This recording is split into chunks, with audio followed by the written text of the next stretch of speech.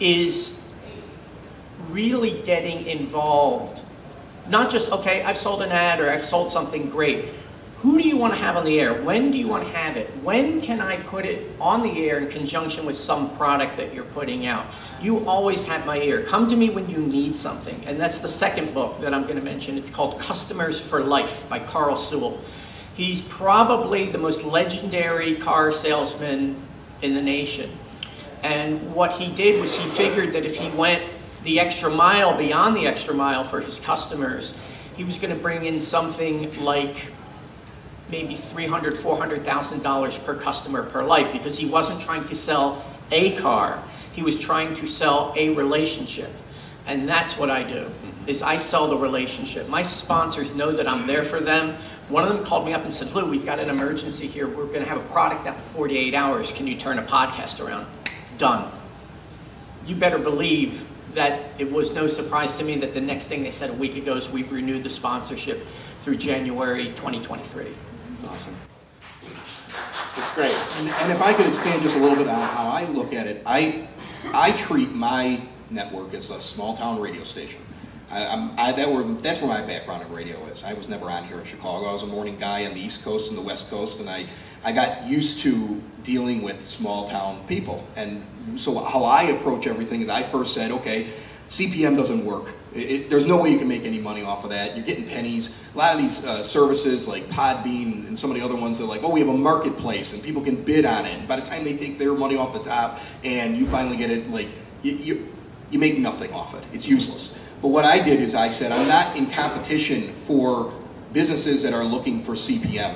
What I am is I'm against the Facebook ad. I am against the radio station. I am against the television station. I am against flyers. I am against any kind of way that a small business can advertise. How do I show more value than those services? Like I went and tried to figure out how do they do their advertising by saying I was a customer and saying how much would it cost if I wanted to run flyers throughout this entire town, or how much would it cost if I wanted to run a newspaper ad in this entire town? And then I sat there and said, okay, this is what their value is per person. I'm going to come in at less per person on the cost, and I'm going to give a flat rate to my advertiser. So I have ads that are $50 a show. I have ads that are $75 a show. I have a sponsorship that is about $500, $600 a month, depending on the show. I run commercial ads, and I say, you will get this many people per month. It comes out to about, depending on the show right now, like 1 penny to 7 cents per download. And is that better than a Facebook ad for your business? And they'll immediately go, yeah, I pay a lot more to get myself in front of somebody else. I'm not competing with podcasts, and I'm not looking to get into the CPM pool.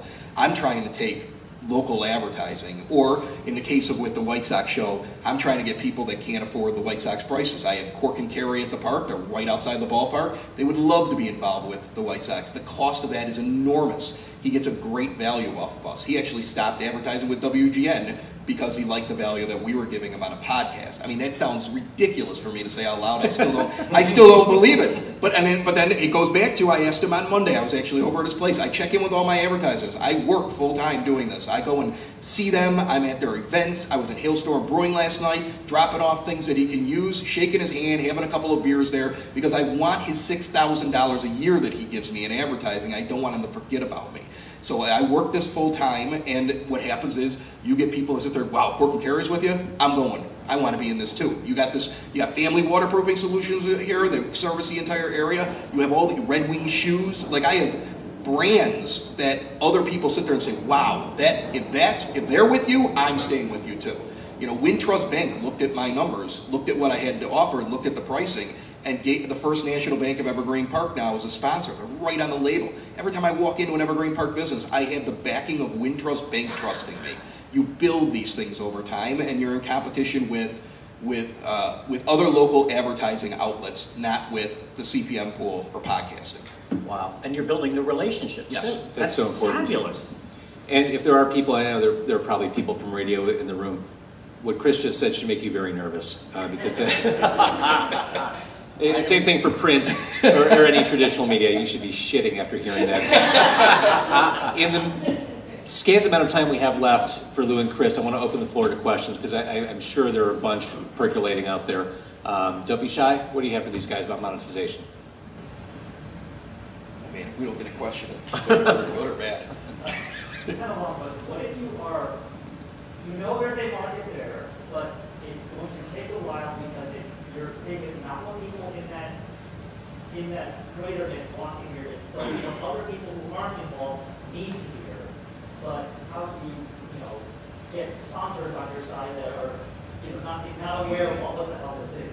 This is a new paradigm, something that's challenging the norm, and it'll take a while to get people on board with this.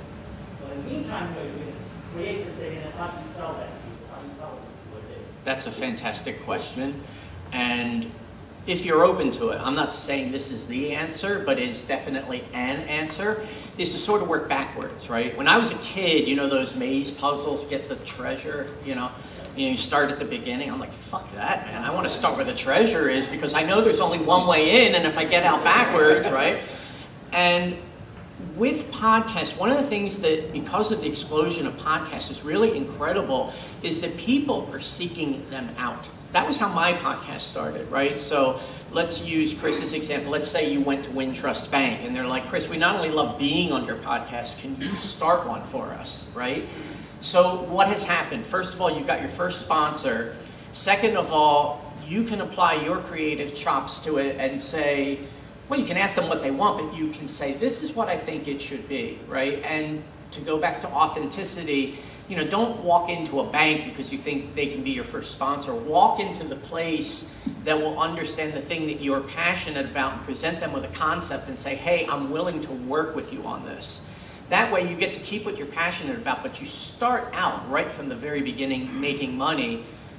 The other thing, too, to think about is ancillary services, right? Every podcast I do, that's the thing I say at the end of the podcast after the taping's done. Hey, if you ever need help, if you want me to set up a podcast for you, let me know.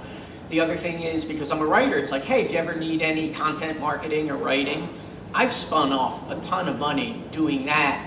But I would say that without the podcast, I couldn't make that money. So I count that as part of my revenue stream. That's brilliant.